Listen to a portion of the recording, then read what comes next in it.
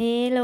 สบายดีทุกคนมื้อนี้แม่แก้วหันกลับไปเลาะตลาดบึงท่าหลวงตั้งแต่เช้าเลาะไปเลาะมาก็มาเห็นไข่นี่แหละหลายแท้หลายว่าจนว่ากองจุนพูนเลยย่างกายส่งกลิ่นหอมห้วยซะส่วนแม่แก้วหันก็อดใจบ่ไหวก็ได้ซื้อเอามาซะแนวว่าไปเห็นของมักของชอบเนาะเฮ็ดได้สิย่างกายได้หลังจากที่ได้มาเนาะก็ฟ้าวเอามาซ่อมมาใจเอาขี้ยุกขี้เหงื่อออกดีๆแล้วก็นำมาทับหลังจากที่ทับแล้วก็สินำไปล้างได้บาดนี่เวลาได้ไข่มาตอนที่คันสุดๆนั่นก็คือขั้นตอนในการล้างนี่แหละต้องได้เอาใจใส่พิถีพิถันในการล้างสุดๆเลยเพราะว่าบ่ดังนั้นไข่มันก็จะหัดเวลาที่เฮานำเอาไปเฮ็ดอาหารเนาะบ่ว่าจะเฮ็ดเมนูใดถ้ามันมีความหัดแล้วมันก็จะเสียรสชาติเพราะฉะนั้นล้างแต่ละครั้งก็จะล้างอยู่หลายๆน้ำล้างแล้วลูบเบิ่งก้นซ้ำจนมันบ่มีอิหยังพู้นแหละเนาะก็จึงถือว่าได้แล้วถ้าอยากให้คักแท้ก็ไปล้างตามแม่น้ำใหญ่ๆเลอะออก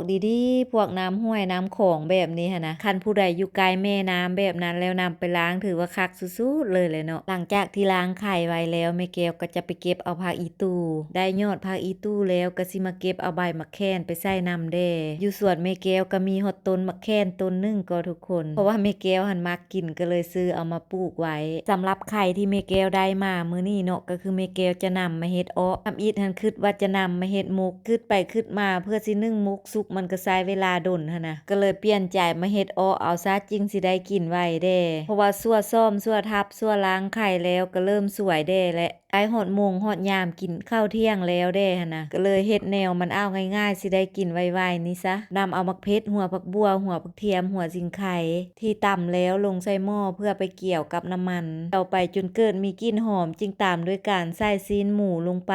คนโคเลไปอีกจักหน่อยพอซีนหมูมันเริ่มหั่นจึงตามด้วยการใส่ปลาแดกลงไปจากที่ใส่ปลาแดกลงไปแล้วก็ใช้เวลาคั่วไปโตอีกจักหน่อยคั่วไปจนรู้สึกว่ามันเริ่มแห้งแล้วก็จึงตามด้วยการใส่น้ำสะอาดลงไปหลังจากนั้นเฮาก็มาเกี่ยมตำข้าวเบื่อโตตำข้าวเบื่อกะว่าเริ่มแลกดีแล้วก็ใส่น้ำสะอาดลงไปจงคนแดจักหน่อยเพื่อให้ข้าวเบื่อมันแตกออกกันดีๆจึงบ่จับตู่กันเป็นก้อนหลังจากนั้นก็นำมาเทลงใส่หม้อได้เลยเทลงแล้วก็คนแดจักหน่อยเนาะเพื่อให้ข้าวเบื่อมันแตกตู่กันดีๆหลังจากนั้นก็ตามด้วยการใส่เครื่องปรุงรสด้วยเกลือกับเป็งนัวลงไป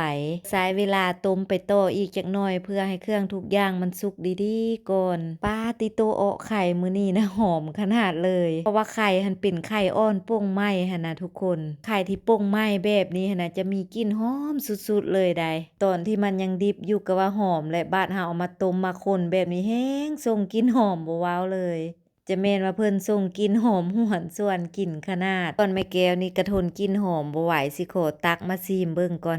ติโตเาะไข่หม้อนี้ของแม่แก้วมื้อนี้นะจะแม่นว่าแซ่บแท้แซ่บว่าทั้งแซ่บทั้งหอมเลยทุกคนเบิ่งแม่เสียงโฟดดังเบบๆคุณอัวตัวอยู่ซะจะแม่นว่าเป็นตาแซ่บตากินเอาแท้เอาว่ายกข้าวเหนียวฮ้อนๆมาจำมาตุยก็แฮงว่าคักปานหยังแลเนาะสวยนี้ได้ของมักของแซ่บได้ของถึกใจเจริญอาหารอีกแล้วแม่แก้วนะป่านนี้ก็ได้เวลาใส่ผักอีตู่กับหอมบัวซอยแต่อีกสิ่งหนึ่งที่ขาดบ่ได้นั้นก็คือนางเอกของเฮาใบมะแข่นนั่นเองตัวนี้เลยเนาะเป็นอันสำคัญตัวที่เพิ่มให้ความแซ่บความหอมขึ้นมาอีกระดับหนึ่งได้ยอดได้ใบมาใส่ลงไปแบบนี้แห้งแซ่บก่อนเฮาใส่มากมันได้ทุกคนใบมะแข่นนี่นะตามดีนำมาใส่พวกมกพวกอ้อพวกอ้อมแบบนี้หั่นนะถือว่ายกโป้แถมก้อยให้เลยโลดแลมีไผเคยกินอยู่บ่ทุกคนสำหรับเมนูอ้อไข่นี่นะยังบ่ทันเคยกินลองไปเฮ็ดกินเบิ่งเด้อไปกินแล้วบางเทื่อจะติดใจ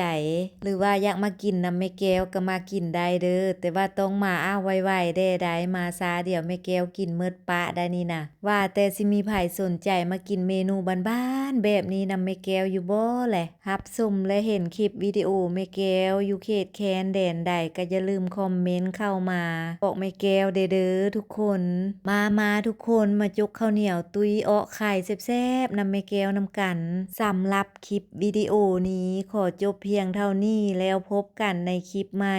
ก่อนไปขออวยพรให้ทุกคนจงใช้ชีวิตในแต่ละวันอย่างมีความสุขไปก่อนเด้อทุกคนบ๊ายบาย